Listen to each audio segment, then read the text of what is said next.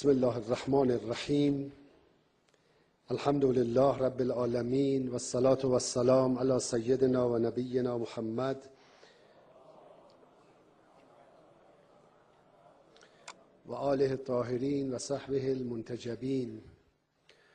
اللهم عجل لولیک الفرج و العافیة و النصر واجعلنا من خیر انصاره و اعوانه و المستشهدین بین یدیه.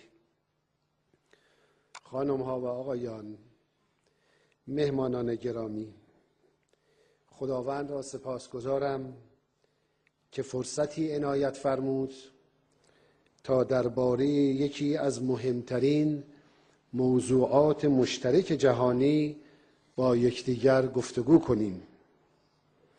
از میهمانان عزیزی که از سایر کشورها حضور یافته‌اند تشکر می‌نمایم و امیدوارم تلاش این جمع به نتایج مفیدی منجر شود.